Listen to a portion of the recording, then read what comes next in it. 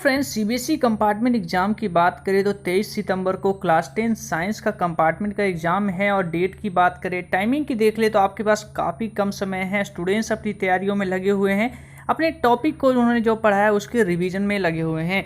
लेकिन आज हम इस वीडियो में लेके आए हैं आपके लिए मोस्ट इंपॉर्टेंट क्वेश्चंस। एक बात मैं आपको पहले बता दूं, ये पार्ट 2 वीडियो होने वाला है, तो अगर आपने पार्ट 1 नहीं देखा है तो आप वीडियो देख सकते हैं। पार्ट 1 का लिंक आपको डिस्क्रिप्शन में मैं दे दूंगा, तो वहाँ से आप पार्ट 1 देख सकते हैं। तो इस वीडियो में आज बात करने वाले हैं मोस्ट इंपॉर्टेंट क्वेश्चंस बात करेंगे। सबसे पहले हम एमसीक्यू से शुरुआत करेंगे, उसके बाद आपके सबसे वेटेज वाले क्वेश्चंस पे बात करेंगे, और आखिर में सबसे लिए मोस्ट इंपॉर्टेंट आपके लिए सेगमेंट में लेके आया हूँ इंपॉर्टेंट डायग्राम।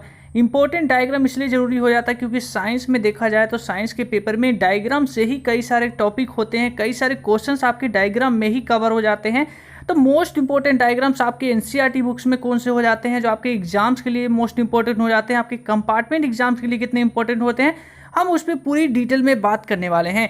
तो चलिए हम सबसे पहले आपके लिए शुरुआत करते हैं एमसीक्यू से। जैसे कि आपको पता है कि मैंने पार्ट 1 और पार्ट 2 मैथ का और साइंस का दोनों का ही प्रोवाइड कर दिया है। ये साइंस का पार्ट 2 है, मैथ का पार्ट 2 मैं आपको नेक्स्ट वीडियो में प्रोवाइड कर दूंगा। तब तक आप नीचे कमेंट में बता सकते हैं कि नेक्स्ट वीडियो साइंस का ही रहनी चाहिए या मैथ का लाऊं, तो आप लोग इसके अनुसार आप नीचे कमेंट कर दीजिएगा। लेकिन तो चलिए हम शुरुआत करते हैं सबसे पहले एमसीक्यू से। जैसे कि आपने पार्ट 1 वीडियो देखा होगा, तो मैं आपको बताता हूं, जो स्टूडेंट्स इस वीडियो में नए हैं उनको बताता हूं कि हम इस वीडियो में आपके लिए एक टेस्ट लेके आते हैं। इस वीडियो में टेस्ट के माध्यम से आपको ये पता चलता है कि आप अपने आने वाले कंपार्टमेंट एग्जाम के लिए कितने प्रिपेयर हैं। इसमें आपके सामने मैं क्वेश्चंस रखूंगा एमसीक्यू के, 4 क्वेश्चंस इस वीडियो में डिस्कस करने वाले हैं। 4 क्वेश्चंस का जवाब आपको नीचे कमेंट सेक्शन में देना है, और जो स्टूडेंट्स सही जवाब देंगे उनका नेम मैं आपको नेक्स्ट वीडियो में डिस्कस करूंगा। यानी कि आपका नेम जो है, और नेक्स्ट वीडियो में आपको बताऊंगा कि कौन से स्टूडेंट ने कितने क्वेश्चंस के जवाब दिए और उनके कितने सही रहे, किन स्टूडेंट्स ने 5 में से 5 क्वेश्चंस के जवाब दिए, 5 में से 4 दिए। आपके जितने भी क्वेश्चंस के जवाब आपको आते हैं नीचे कमेंट सेक्शन में दीजिएगा। अगर आपको एक भी आता है तो एक का भी दीजिएगा, क्योंकि आपका जो जवाब देना है ये आपको ये तय करेगा कि आप कंपार्टमेंट एग्जाम में कितने प्रिपेयर हैं। क्योंकि हम बात करें 23 को ही आपको कंपार्टमेंट एग्जाम में बैठना है, तो ऐसे में समय की कमी है, यानी समय काफ़ी करीब आ चुका है कंपार्टमेंट एग्जाम को लेकर। तो ऐसे में हम बात करें तो आपकी कंपार्टमेंट के लिए आप कितने प्रिपेयर हैं ये आपको पता चलेगा। ये एक टेस्ट समझ के आपको करना है। तो देखिए पहला क्वेश्चन आता है, the ability of metal to be drawn into thin wire is known. Metal की वो कौन सी एबिलिटी है जिससे मेटल को थीन वायर में कन्वर्ट किया जाता है या थीन वायर में उससे बनाया जा सकता है। तो पहला डक्टिलिटी, मेलेबिलिटी, सोनेरिटी और कंडक्टिविटी। ये आपको ABCD या 1 2 3 4 में आप जैसे आप सुटेबल समझे उसमें आप आंसर दे सकते हैं। तो इसी तरीके से बढ़ते हैं सेकंड क्वेश्चन की ओर। तो सेकंड एमसीक्यू का क्वेश्चन देख सकते हैं, ये मेंडल का। देखिए मेंडल से बात करूं तो मेंडल का क्वेश्चन 3 मार्क्स में देखा गया है, कई बार रिपीट हो चुके हैं। तो मेंडल को एक बार अच्छी तरीके से पढ़ के जाइएगा। 3 मार्क्स के 3-4 क्वेश्चन अच्छी तरीके से कर लीजिएगा। तो मेंडल का देखिए, in pea plant pure tall plants double T is crossed with a small T. तो रेशियो इसका क्या निकल के आता है आपको F2 का, तो 1:3, 3:1 और 1:1 और 2:1। तो ये आपका 4 ऑप्शन है। तो इसका जवाब आपको नीचे कैसे आपको कमेंट सेक्शन में देना है। तो देखिए नेक्स्ट क्वेश्चन आता है आपको, ये आई डिजीज से क्वेश्चन है। आई डिजीज एक मोस्ट इंपॉर्टेंट टॉपिक हो जाता है। ये आपके 2 मार्क्स से लेकर आपको 3 मार्क्स तक के क्वेश्चन देखने को मिलते हैं, और 1 और 2 पॉइंट में इसको बांट दिया जाए तो ये 5 मार्क्स में भी क्वेश्चन चले जाते हैं।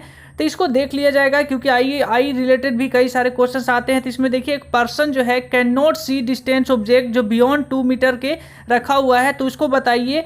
यानी कि पूछा है करेक्टेड, यानी कि करेक्शन से इसका पूछ रहा है। This defect can be corrected by using suitable lens. तो यहाँ पे देखिए लेंस के आपको है जो पावर दे रखे हैं +0.5D आपके ए ऑप्शन है। इसी तरीके से बी का देख लीजिए -0.5D। इसी तरीके से सी एंड डी, इस तरीके से 4 ऑप्शंस आपको दे रखे हैं। तो इन सभी का क्वेश्चंस का जवाब आपको नीचे कमेंट सेक्शन में देना है। आपको मैं 4 एमसीक्यू का क्वेश्चन पूछने वाला हूं। तो चलिए बढ़ते हैं नेक्स्ट क्वेश्चन की ओर। तो इसी तरीके से क्वेश्चन नंबर 4 देखिए, क्वेश्चन नंबर 4 में क्या कह रहा है, ये लास्ट एमसीक्यू है। इसका जवाब आपको नीचे कमेंट सेक्शन में देना है। तो which of the following element will be form acidic oxide. तो इसका ऑप्शंस आपके पास देख सकते हैं, an element with atomic number 7, 3, 12 और 9। आपको नीचे इसका जवाब पता है तो नीचे कमेंट सेक्शन में दीजिएगा। तो चलिए मैं आपको बताता हूं लास्ट वीडियो में किन किन स्टूडेंट्स ने राइट आंसर्स दिए हैं या किन किन स्टूडेंट्स ने जवाब देने की कोशिश की है। यानी कि मैंने आपको कहा था कि इससे आपको टेस्ट समझ के करना है, इससे आपको पता चलेगा कि आपकी अभी तक कितनी प्रिपरेशन हुई है। तो देखिए, तो आप स्क्रीन पे देख सकते हैं जो सबसे पहला नाम निकल के सामने आता है, पहला जिन्होंने सबसे ज़्यादा सही आंसर दिए हैं उनका नाम है अदित गोखले। इनका नेम आप यहाँ पे स्क्रीन पे फ्लैश होते हुए देख सकते हैं। तो स्क्रीन पे आप देखिए इन्होंने 5 क्वेश्चन अटेम्प्ट किए हैं, 5 में से इन्होंने 4 के सही जवाब दिए हैं। उसी तरीके से सेकंड नंबर पे अमरदीप कौर, इन्होंने भी 5 क्वेश्चन अपडेट किए हैं, लेकिन इनके 3 मार्क्स आए हैं। तो इसी तरीके से आपके जो थर्ड नेम आते हैं इनके आपके रुमाना खातून हैं, इनके जो मार्क्स आए हैं, इन्होंने 4 क्वेश्चन ओनली अटेम्प्ट किए हैं, लेकिन 4 में से इनके 1 मार्क्स आए हैं। तो इसी तरीके से सूरज सक्सेना जिन्होंने 3 क्वेश्चन अटेम्प्ट किए हैं और इनके 1 मार्क्स आए हैं। तो इसी तरीके से एक लास्ट है, एक और भी इनका नेम नहीं है, यहाँ पे नेम शो कर रहा है, यहाँ पे देख सकते हैं फौजी गेमिंग टाइप का नेम शो कर रहा है। ये जो भी हो, इन्होंने 5 क्वेश्चन अटेम्प्ट किए हैं, इनके 1 मार्क्स आए हैं। और कई सारे स्टूडेंट्स हैं, जैसे कि हम बात करें आयुष कुमार, अजय सिंह, ये जैसे कई सारे नेम्स हैं जिन्होंने क्वेश्चंस का जवाब दिए हैं, लेकिन उन्हें अपने जो ऑप्शंस हैं उन्होंने ऑप्शंस में ये नहीं बताया कि उन्होंने पहले का आंसर दिया है, दूसरे का आंसर दिया है। उन्होंने बस डायरेक्ट ABCD करके कमेंट्स कर दिया है, तो इससे ये पता नहीं चल पाया कि उन्होंने कौन सा सही जवाब दिए हैं। तो ऐसे में आप लोग जब जवाब दें तो आप लोग नीचे साथ साथ मेंशन जरूर करें कि इसके पहले का क्वेश्चन का आंसर हम ये है, दूसरे का आंसर ये है। तो इस तरीके से आप मेंशन करिए, आप लोग का भी नेम आप लोग नीचे कमेंट सेक्शन में जवाब दीजिए, मैं आपको नेक्स्ट वीडियो में आपको बताऊंगा। तो चलिए बढ़ते हैं सेकंड क्वेश्चन की ओर, यानी 5वें क्वेश्चन की ओर बढ़ते हैं। तो 5वां आपका 5 मार्क्स का क्वेश्चन है। तो 5वां क्वेश्चन जो है ये एक न्यूमेरिकल क्वेश्चन है। ये न्यूमेरिकल भी कई बार आपके लिए मोस्ट इंपॉर्टेंट हो जाते हैं, क्योंकि कई सारे न्यूमेरिकल हैं जो कई बार 3 मार्क्स में भी पूछ लिए जाते हैं। तो कई बार आपके 5 मार्क्स के भी न्यूमेरिकल आ जाते हैं, और मैं 5 मार्क्स को इसलिए लेके चलता हूं क्योंकि आप 5 मार्क्स को करेंगे तो आपको अगर उनमें से अगर 3 मार्क्स और 2 मार्क्स के भी क्वेश्चंस कई बार बन जाते हैं, तो ऐसे में आपको ये क्वेश्चन जो है आपका क्लियर हो जाएगा। तो इसलिए 5 मार्क्स को लेके चल रहे हैं। आप जितनी ज़्यादा क्वेश्चंस करेंगे उतना ही क्वेश्चंस कम होगा। तो ऐसे में आप NCERT बुक को अच्छी तरीके से करिए, ज़्यादा से ज़्यादा क्वेश्चंस करिए, अपने टॉपिक को रिवाइज करिए, क्योंकि समय आपके पास बिल्कुल भी कम है, काफ़ी कम समय है आपके पास। 23 को आपको एग्जाम्स होने हैं।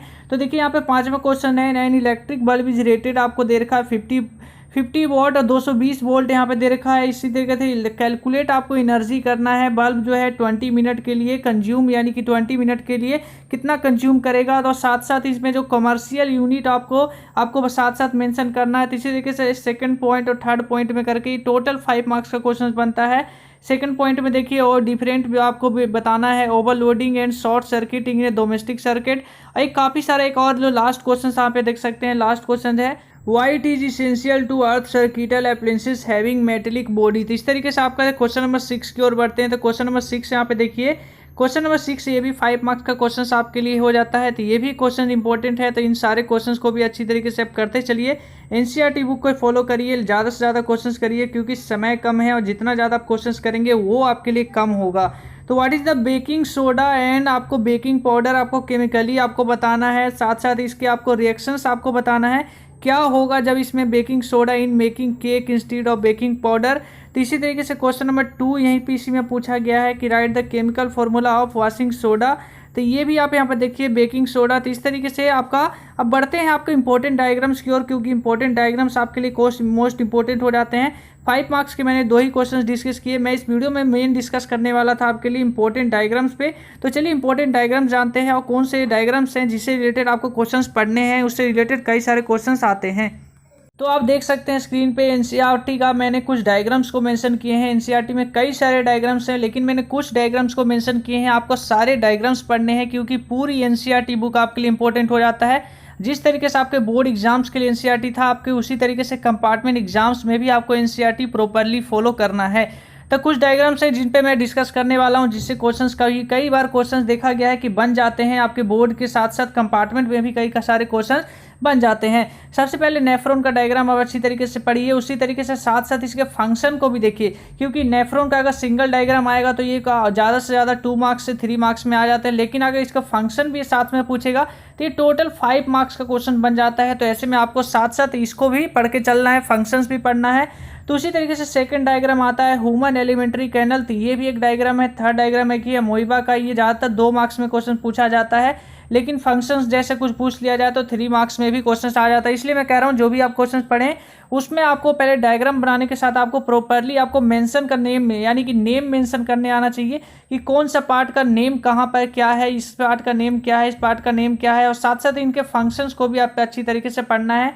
ब्रेन का डायग्राम देखिए, ब्रेन का डायग्राम में आपको साथ साथ ब्रेन का डायग्राम से आपको नीट एंड क्लीन बनाइए, साथ साथ उसके फंक्शन को भी अच्छी तरीके से पढ़ते चलिए, क्योंकि फंक्शंस जब साथ में पूछ लिए जाते हैं तो अगर वो 2 मार्क्स का क्वेश्चन है तो सीधा वो क्वेश्चन 5 मार्क्स में बन जाते हैं। तो साथ साथ फंक्शन को भी पढ़ना है, आई डायग्राम भी एक मोस्ट इंपॉर्टेंट हो जाता है। आई डायग्राम से बात कर रहे हैं तो आईग्राम के आपको डिजीज एंड करेक्शंस के बारे में आपको पढ़ना है। डायग्राम आपको शो करना आना चाहिए, यानी डायग्राम से भी कई सारे क्वेश्चन पूछ जाते हैं। डिजीज एंड करेक्शंस के लिए आपको डिफेक्टेड आपको लेंस दिया जाएगा और इस तरीके से क्वेश्चंस आ जाते हैं। तो रे डायग्राम भी आपको बनाना आना चाहिए। रे डायग्राम को भी अच्छी तरीके से पढ़िए। लेंस चैप्टर की बात करें तो रे डायग्राम आपको शो करना है इमेज फॉर्मेट, यानी कि देखिए लेंस चैप्टर से किस तरीके से लेंस वाले जो टॉपिक है इससे आपको किस तरीके से डायग्राम्स पूछ लिए जाते हैं। कई बार आपको पूछ लिया जाएगा कि एक ऑब्जेक्ट है जो आपको आपका फोकस पे रखा गया है या आपको फोकस एंड सेंटर के बीच में रखा गया है, तो आपको बताइए जो आपका इमेज कहाँ फॉर्मेट होगा। तो आपको फॉर्मेशन जो करना होगा आपको डायग्राम के थ्रू करना होगा।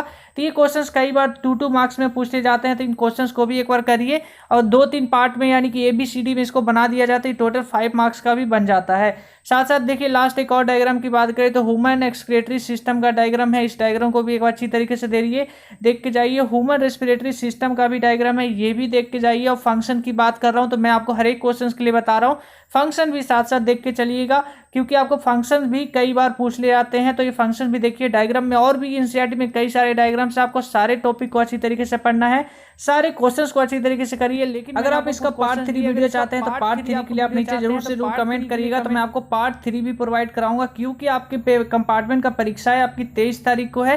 तो ऐसे में जो भी इंपॉर्टेंट क्वेश्चंस होते हैं उन सारे क्वेश्चंस को मैं आपके लिए प्रोवाइड करा दूंगा। आप सारी एनसीईआरटी को अच्छी तरीके से फॉलो करिए।